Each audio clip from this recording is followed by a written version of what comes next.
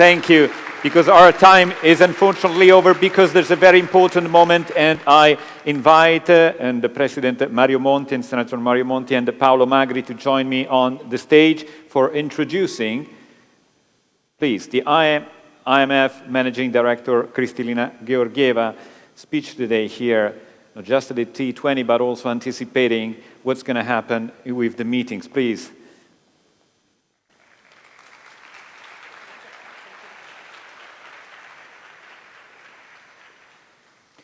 Now I think it's the time for introducing the speech of Kristelina Girgeva, Managing Director of the International Monetary Fund. Buongiorno a tutti voi. Thank you for the warm welcome, and many, many thanks to Bocconi University and the global think tank community for inviting me to this important G20 event. And I'm delighted to join Mario and Paolo for our discussion today. I am sure that the students at Bocconi University, like young people everywhere, are excited about their return to in-person learning and come to it with renewed sense of energy and optimism.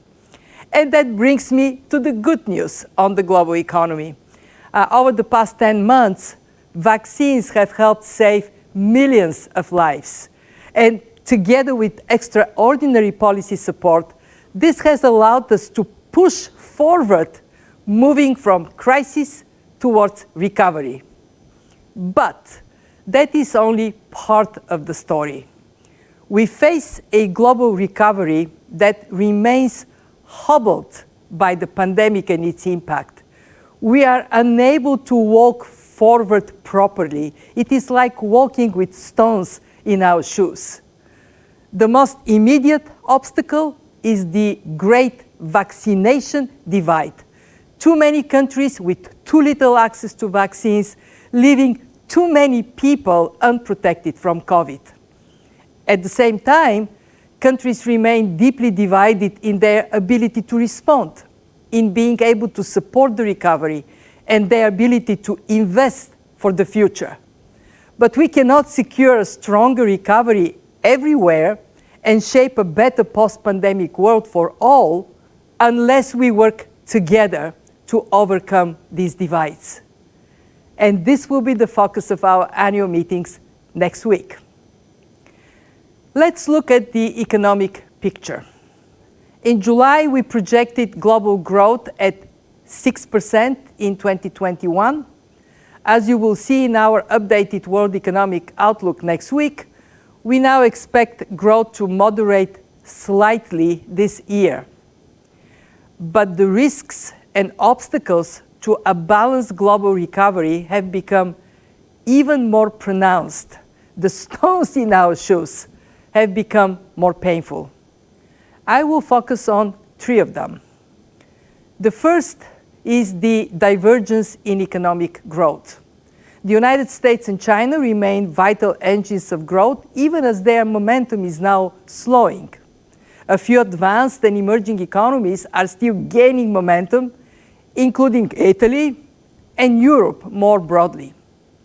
By contrast, in many other countries, growth continues to worsen, hampered by low access to vaccines and constrained policy response, especially in some low-income nations. And this divergence in economic fortunes is becoming more persistent.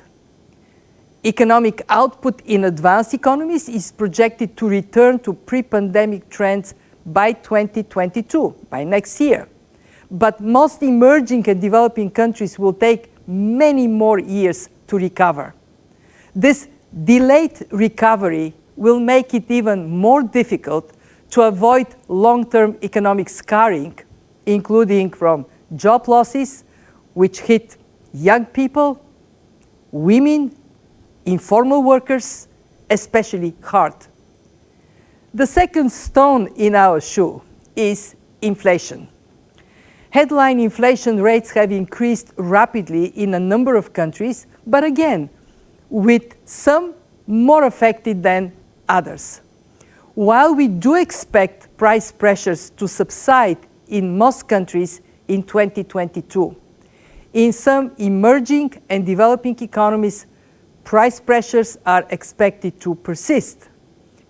One particular concern with inflation is the rise in global food prices, up by more than 30% over the past year.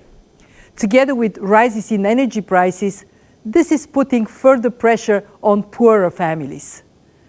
More generally, inflation prospects remain highly uncertain. A more sustained increase in inflation expectations could cause a rapid rise in interest rates and a sharp tightening of financial conditions. This would pose a particular challenge for emerging and developing economies with high debt levels. And that brings me to the third stone, debt. We estimate that global public debt has increased to almost 100% of GDP. Much of this reflects the necessary fiscal response to the crisis, as well as the heavy output and revenue losses due to the pandemic. And here we see yet another deep divide, with some countries more affected than others, especially in the developing world. Many started the pandemic with very little fiscal firepower. Now, they have even less room in their budgets and very limited ability to issue new debt at favorable terms. In short, they face tough times and are caught on the wrong side of the fiscal financing divide. So how do we go about removing these stones from our shoes and overcoming these divisions and obstacles to recovery? So here is our answer. Vaccinate, calibrate, accelerate. First, vaccinate the world. We can still reach the targets put forward by the IMF with the World Bank, WHO, and WTO to vaccinate at least 40% of people in every country by the end of this year and at least 70% by the first half of 2022. But we need a bigger push. We must sharply increase delivery of doses to the developing world. Richer nations must deliver on their donation pledges immediately. And together, we must boost vaccine production and distribution capabilities, remove trade restrictions on medical materials. In addition to vaccines, we must also close a $20 billion gap in grant financing for testing, tracing, therapeutics. If we don't, large parts of the world will remain unvaccinated, and the human tragedy will continue. That would hold the recovery back. We would see global GDP losses rise to $5.3 trillion over the next 5 years. Let's go to the second piece of our answer. Calibrate policies to country circumstances. The longer the pandemic is with us, the more persistent the divisions between countries will be, and the more difficult and varied the policy choices become. Take inflation and monetary policy. Our view is that central banks can generally look through current inflation pressures and avoid tightening now. But countries that are already facing rising inflation expectations and more persistent price pressures have had to tighten, a difficult choice amid a stop-start recovery. And we must not forget to monitor financial risks, including stretched asset variations, which vary widely across countries. Calibrating policies also means carefully tailoring fiscal measures. The longer the pandemic persists, the tighter the fiscal constraints will become, forcing difficult trade-offs between lifelines to people, near-term support to the economy, and advancing long-term structural goals. Low-income countries face particular challenges with massive financing needs, high debt burden, and most recently, sharply higher debt servicing costs. they will need more revenue mobilization, more concessional financing, and more help to deal with the debt problems. To face these challenges, what works best is policy credibility. When governments project sound medium-term frameworks to ensure the right balance between providing support now and reducing debt over time, then there is trust from citizens and from markets. As countries grapple with the need to vaccinate their populations and calibrate policies, they must also look at the future. One that is greener, that is smarter, that is fairer. This brings me to the third policy imperative: accelerate the reforms needed to transform economies. Amid the sweeping global changes in the years and decades ahead, we see three priority issues for economic and financial stability: climate change, technological change, inclusion. We know that fighting climate change is critical for the planet and for prosperity. The dire warnings of the recent IPCC report on climate change leave us in no doubt that we must act, and we must act now. We need a robust price on carbon. We need substantial scaling up of green investment over the next 2 decades. And we need support for the most vulnerable within societies and among countries. This will help ensure a transition that benefits all, and one that is just. The green transition also presents huge opportunities: the shift to renewables, new electricity networks, energy efficiency, low carbon mobility. And to do this with a combination of supply policies, we can raise global GDP by about 2% this decade and create 30 million new jobs. And of course, private sector finance will be key, which requires stronger global efforts to improve data, disclosures, and taxonomies. The digital revolution also presents enormous opportunities. Scaling up digital infrastructure investment is key, combined with investment in people's education, in skills, in health, in basic research. This is how we can make economies more productive and more inclusive. To unlock this potential, we need fairer and more efficient tax systems. Completing the agreement on global minimum corporate tax is vital to help mobilize revenue for transformative investments. By working together, we can ensure that the transformation of the international monetary system benefits all. Just one example shows that digital currencies issued by central banks can reduce the time needed for cross-border payments to seconds and sharply cut costs. Clearly, the possibilities, but also the perils of new technology will need to be carefully managed. Given the enormity of the policy challenges to overcome these obstacles, we need decisive action at all levels, national and multilateral. For our part, we at the IMF remain a steadfast partner of our member countries.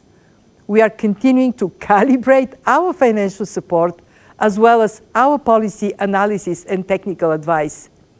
And we will accelerate our own transformation to meet our members' evolving needs.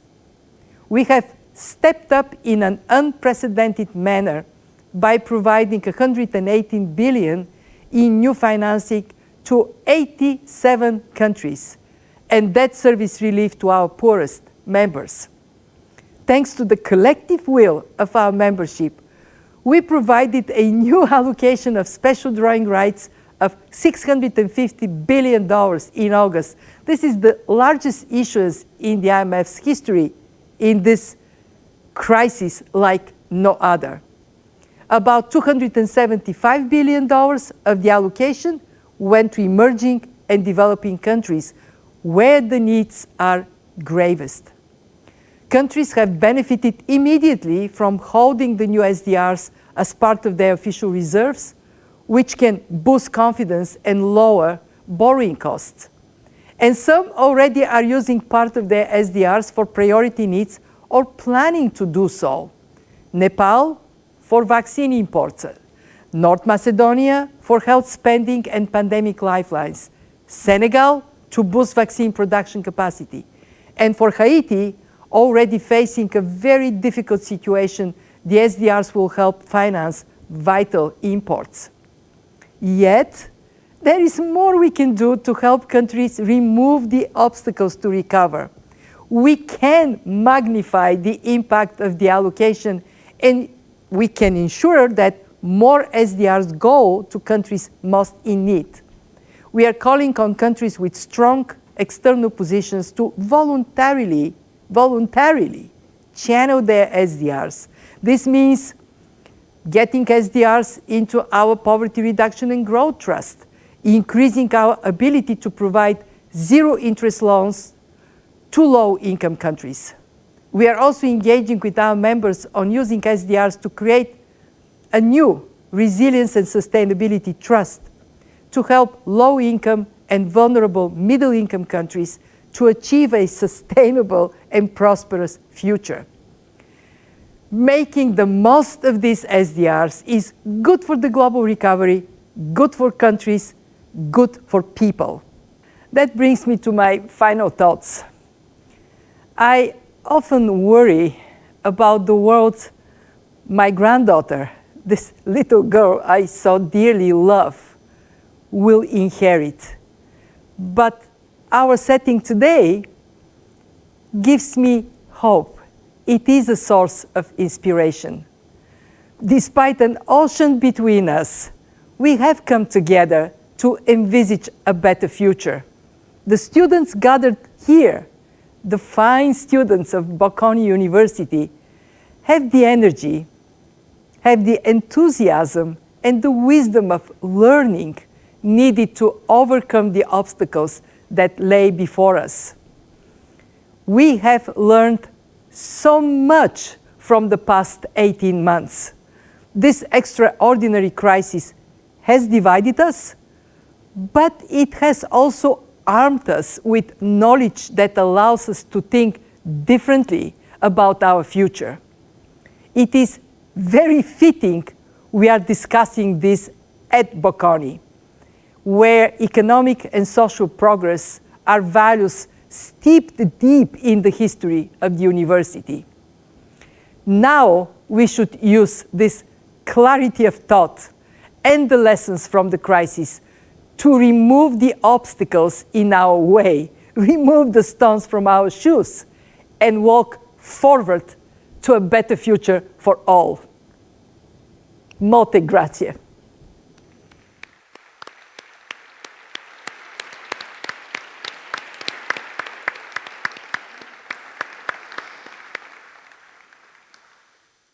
Thank you so much, dear Kristelina.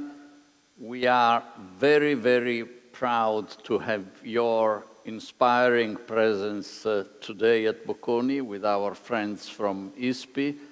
And I believe that your message, well, to the whole world, but in particular to Bocconi students today, will remain as a beacon as they move towards a difficult but very promising future. You have a unique perspective on global governance. Very few people, maybe none, have the same perspective. You have held, with great honor, leadership positions at the European Union, at the World Bank, now at the IMF. So, can I ask you to reflect with us on whether you see any changes, any marginal changes maybe, to the structure of global governance and institutions needed in order to give more energy to the fight against pandemics and to prepare our health systems better in case of global health threats? Thank you very much, Mario. My most sincere thanks to Boccoli University and to ISPI, and I'm so honored that Paolo is also with us, for bringing me to this remarkable T20 series of events. I am so impressed by your program. Anybody I would have liked to hear from, you have it on the program. So congratulations, bravo. Let me get to your question. What we are faced with is a very rapidly changing world that is more prosperous, but it is also at higher risk of more frequent and more severe shocks. We have seen it with the pandemic. This year, we have seen it quite profoundly with climate shocks. And that makes it so very important that we think about building resilience to these shocks by having a more integrated and collaborative system of governance in countries and, of course, at the global level. Let me start with an analogy of what has been done in terms of addressing the risks of climate change. For quite some time, that was a priority topic for environmental ministries, for climate activists, but it was not so much integrated, mainstream in economic policies. It wasn't top of mind for ministries of finance or for central bankers. That has changed. And we now see the impact of this change in terms of integration of climate policies. For example, at the IMF, our board recently approved bringing climate mitigation for large emitters, adaptation for countries at high risk into our Article 4 consultations. This is our annual assessment of where national economies are and where the global economy, as a result of this assessment, we can project to be. That is the right way to go. We also integrate climate in our financial sector assessment programs, the famous FSAPs. Why? Because we want to understand risks to financial stability stemming from climate shocks, but also from the transition to the low carbon economy. We have seen ministers of finance coming together in a coalition on this topic. We also have experienced a horrible health shock. The pandemic actually is not something that was not expected. For a long time, people were saying, in this highly integrated world, if there would be a transmissible disease that could go around the world, that could be a major risk, of course, to the well-being of people, but also to the world economy. And this risk materialized. What we now recognize is that, of course, our number one priority today is to fight the pandemic, so vaccinate, make sure we protect people, and we protect the world economy, the recovery of the world economy. But we also have to reflect, how can we be in a better position to anticipate pandemics in the future, to be better prepared for them, and to be globally mobilized. I saw you talking about the Global Health and Finance Board. This is going in the right direction, because what it says is we have to work across the health and finance community, actually integrate the health and finance community, so we can have measures in place to be much better prepared for the future.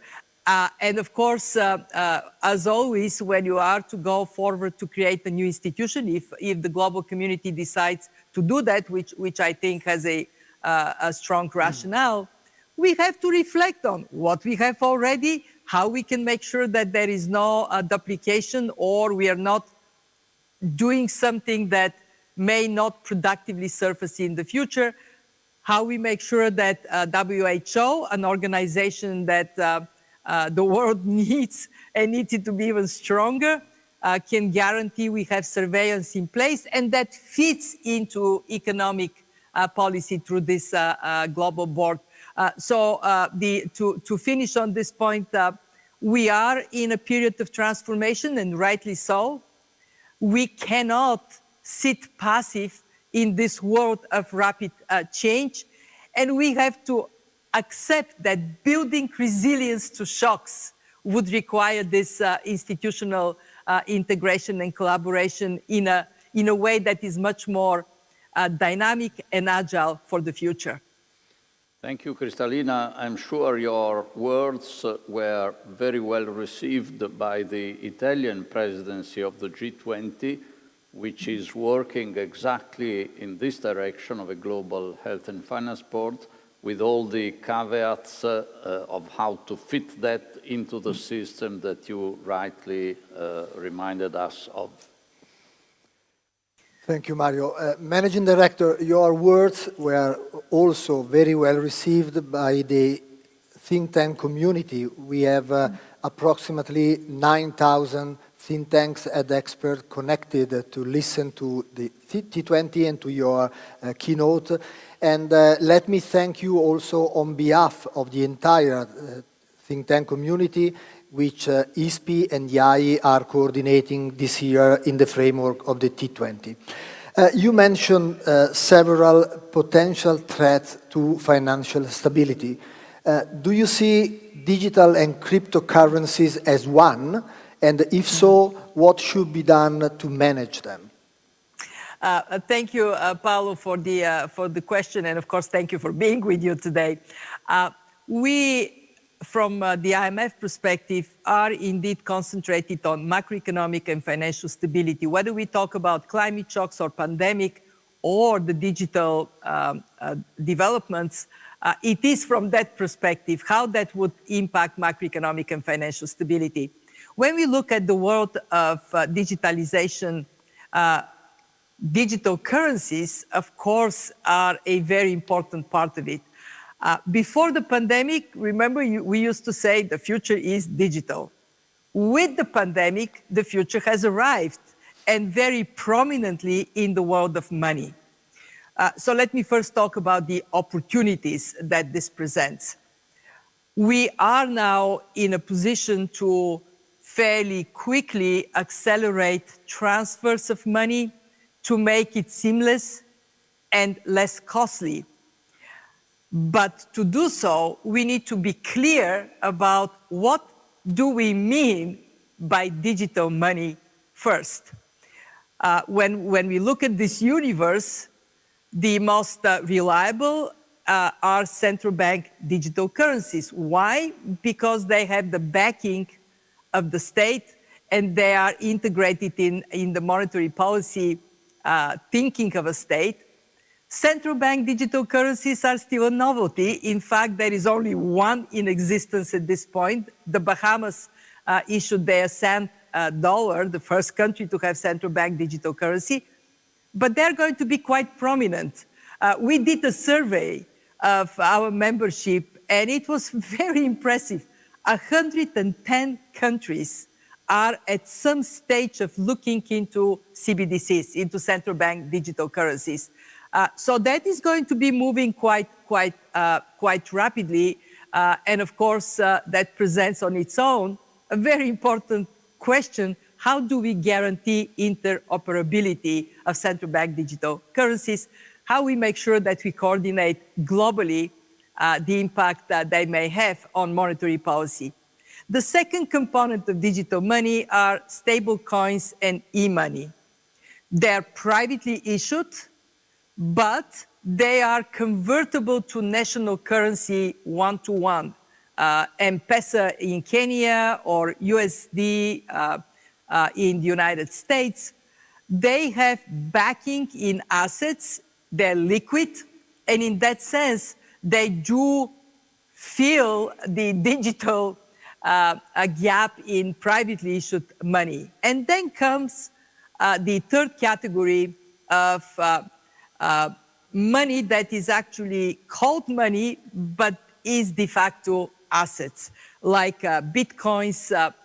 They are a privately issued, but not backed by assets, means of holding value. And this value is more volatile. It may go up, up, up. It may drop down. And in that sense, in the history of money, it is difficult to think of them as money. So my biggest point up to now is we have to differentiate and not amalgamate all these three into one if we are to understand the risks.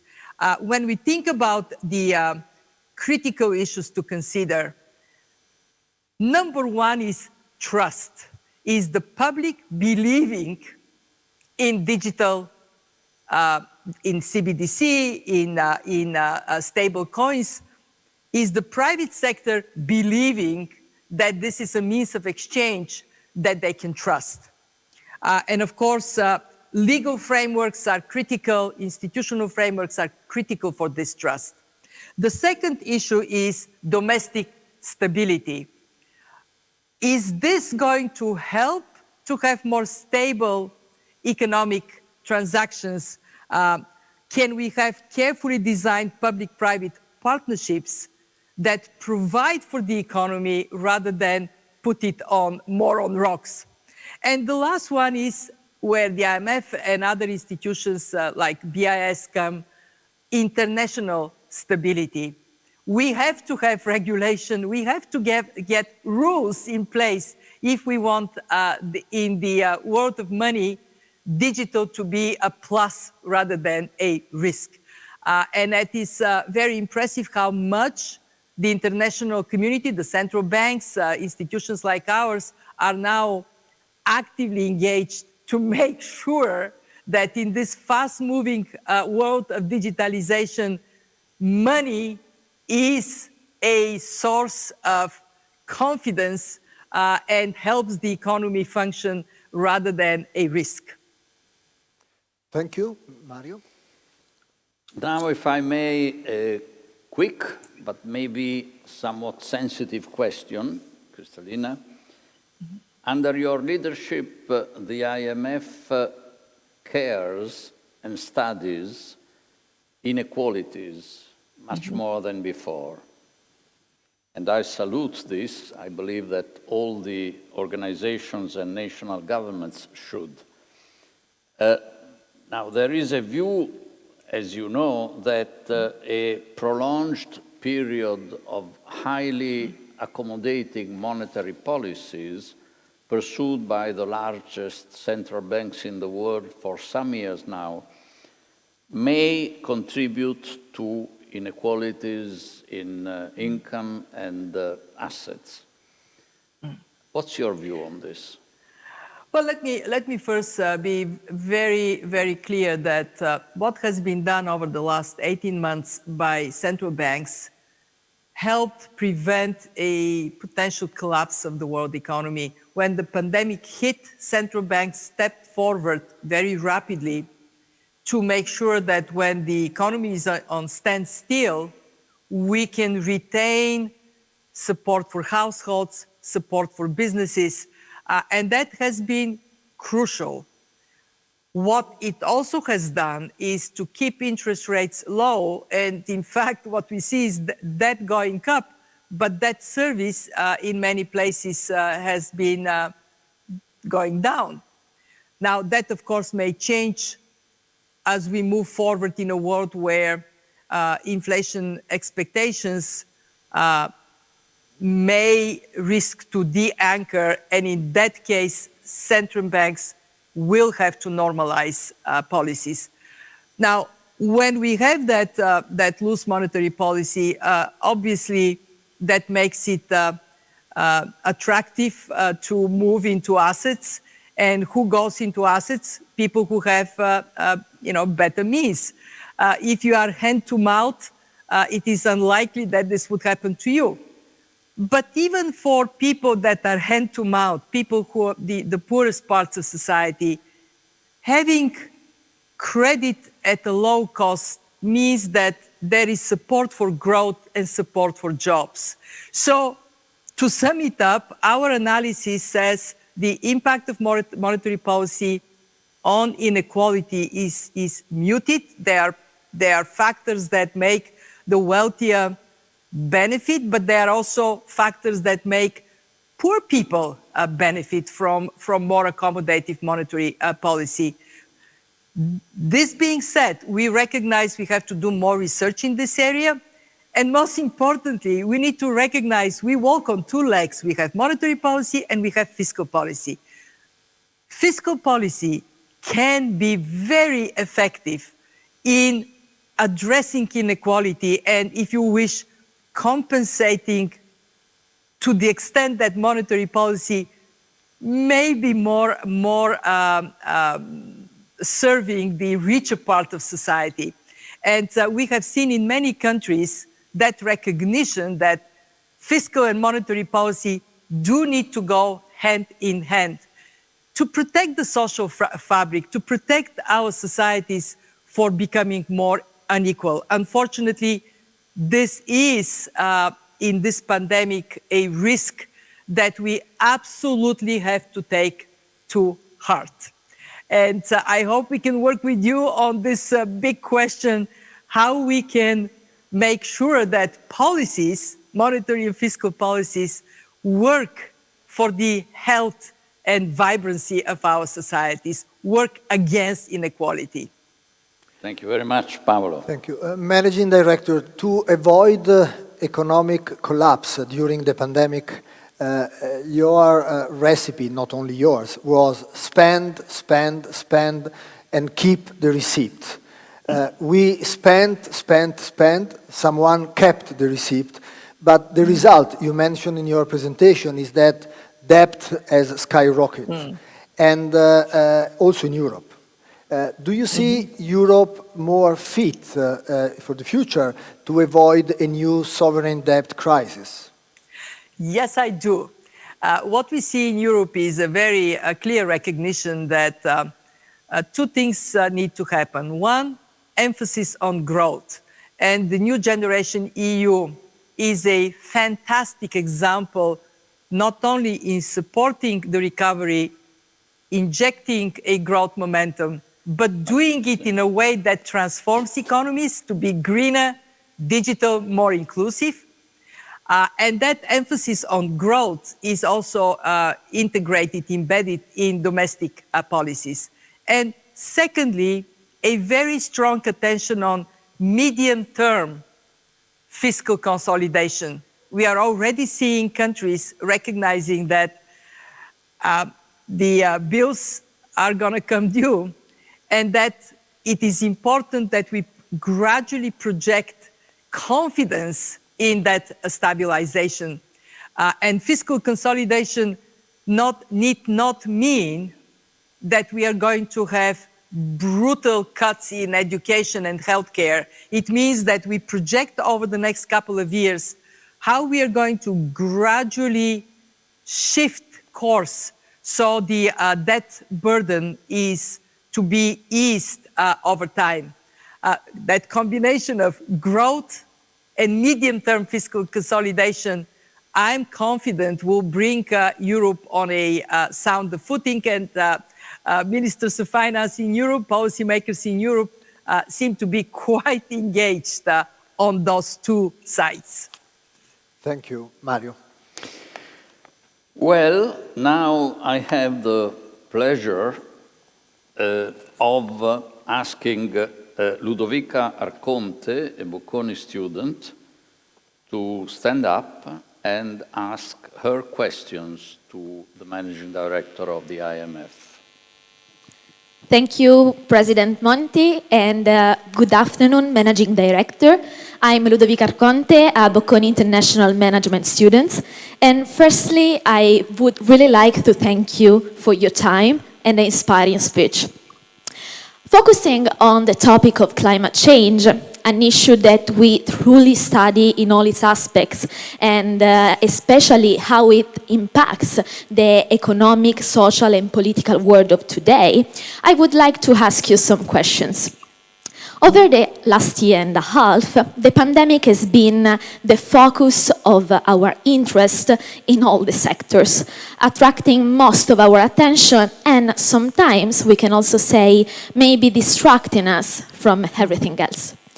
Thus, from a technical point of view, I wonder if the plans adopted to fight the pandemic at an international level, so both in terms of fiscal and monetary policies, have had or will have in the near future an impact on the actions planned to tackle climate change.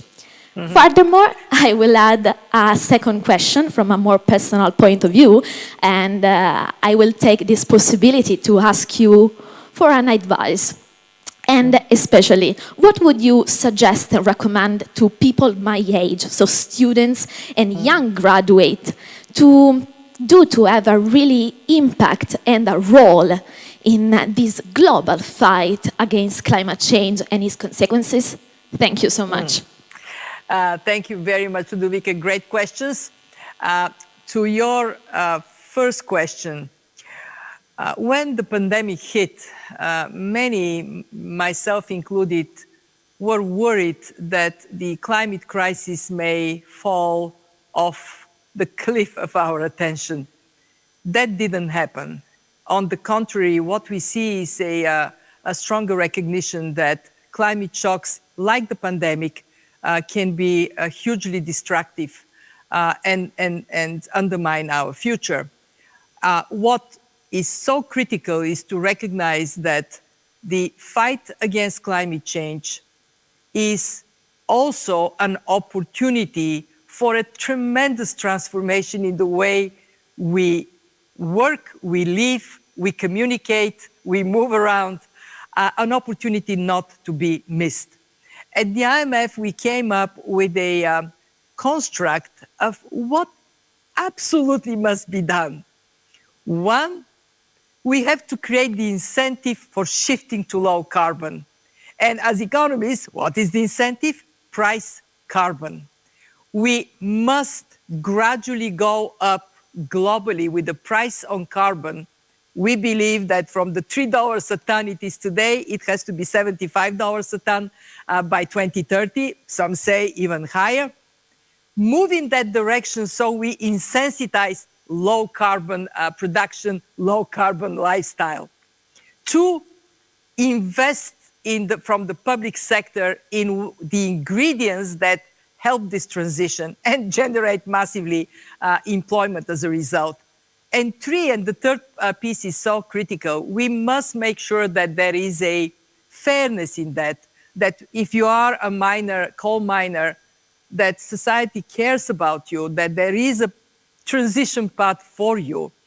In other words, that if we generate revenues from carbon, we have to spend some of this money to make sure that those affected by the transition are supported. And I very strongly believe that we are at a cusp of a massive opportunity becoming a reality as we unite. You know that COP26 is knocking on the door. Italy plays a very important role. And that takes me straight to your second question. What can you do? Speak up, engage, and think about the importance that this moment in history has for all of us. One thing that I am keen to see young people doing more of is to say, hey, we care about the world of tomorrow, but we also care about the people today, and be part of this just transition with your hearts, with your minds, with your skills. And I am listening to you, I think that you personally can do a lot of it. Be out there. Thank you very much.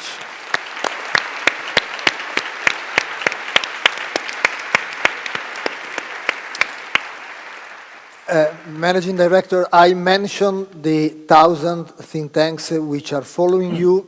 3 of them have a question for you. And let me start with Bambang Brojonegoro, which will be the co-chair of the incoming Indonesian T20. Honorable Chair and distinguished panelists, first of all, I would like to extend my gratitude to ISPI and Bocconi University as the co-hosts of the T20 Italy presidency this year. In this opportunity, I would like to ask a question to Ms. Kristelina Girgeva as the Managing Director of the IMF. My question is, how and to what extent international cooperation or efforts can help find and channel the trillions of dollars needed by emerging economies to close their digital and green gap? Thank you very much. Thank you, Bambang, and good luck. We have a second question, Kristelina. Honorable Chair and distinguished. We have a second question from Rose Ngugi, Executive Director of the Kenya Institute for Public Policy Research and Analysis. My name is Rose Ngugi, Executive Director, KIPRA. I want to thank the Italian Institute for International Political Studies and Bocconi University for this opportunity, and Ms. Kristelina Girgeva, Managing Director, IMF, for agreeing to take my question. With COVID-19, significant efforts have been made to relieve debt burden for less developed countries, including through a debt service suspension initiative, zero interest rates on IMF lending facilities, and debt treatment under the common framework. My question is, how do we further strengthen the efforts for debt restructuring for less developed countries, particularly in Africa, and what remains to be done to better engage the private sector? Thank you. And let's now move to the third question from Carlos Ivan Simonsen Leal, who is president of Getulio Vargas Foundation, since many years an historical partner of Bocconi University and also as a think tank also of ISPI. Carlos.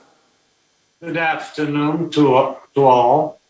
I would like to thank ISPI and Bocconi University for the opportunity to put a question to Mrs. Girgeva here today. Mrs. Girgeva, my question is the following.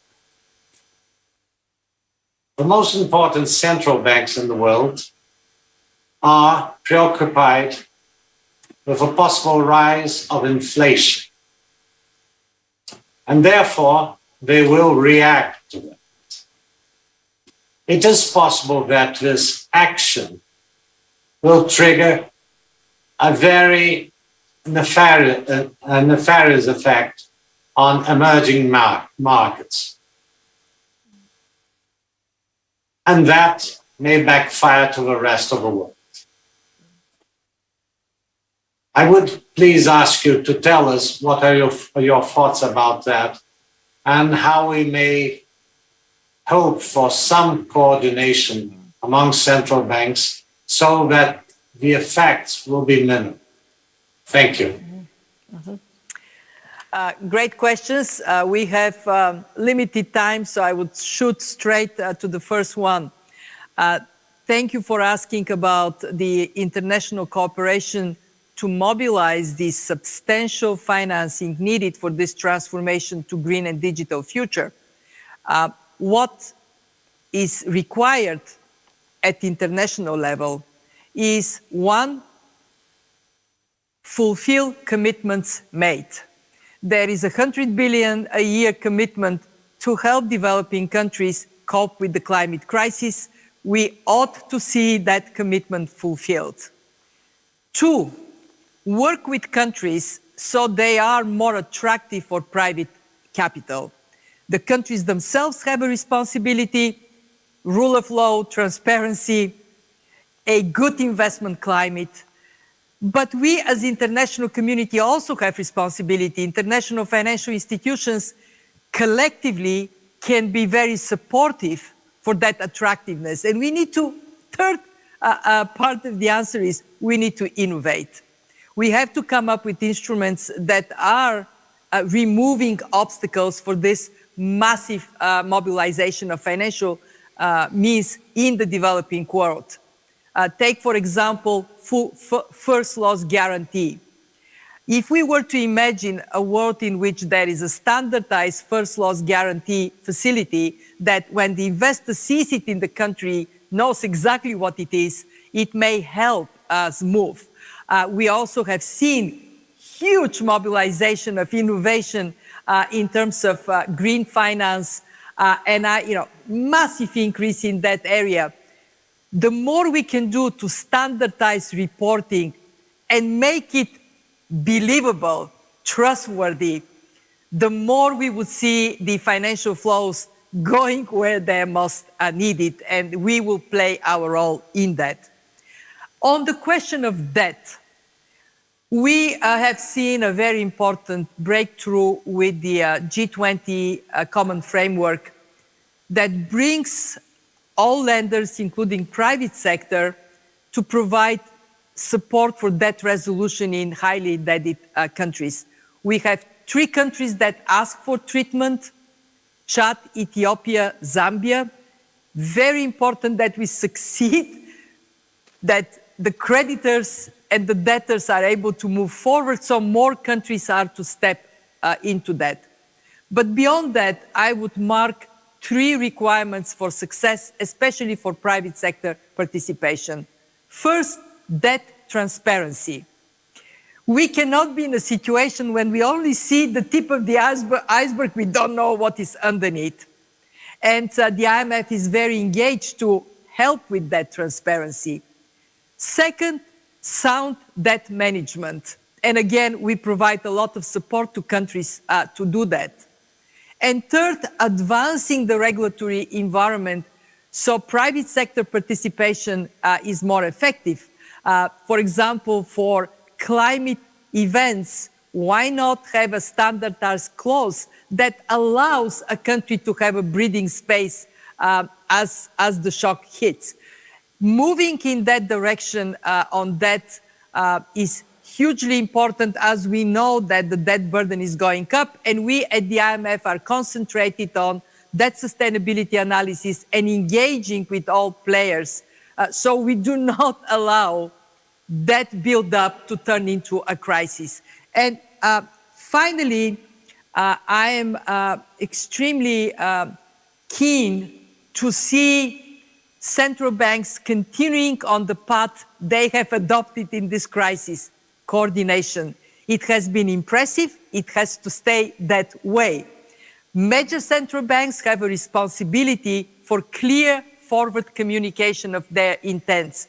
As for emerging markets and developing economies, now is the time to scrutinize your debt and see, can you do more in advance to what, as the question rightly pointed out, may be a forthcoming tightening of financial conditions. And again, we are here, we are doing our part, we are supporting our members to have prudent debt management approach in this time and minimize this risk.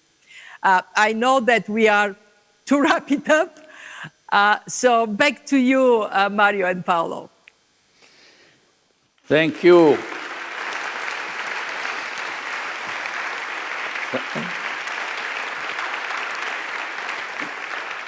Thank you so much, Kristelina, for being with us today and for having shown us with great simplicity what leadership is, from analysis to policy clarity, to charisma and to inspiration. And we wish you all the best for your current and future work at the helm of the IMF. Thank you so much. Thank you.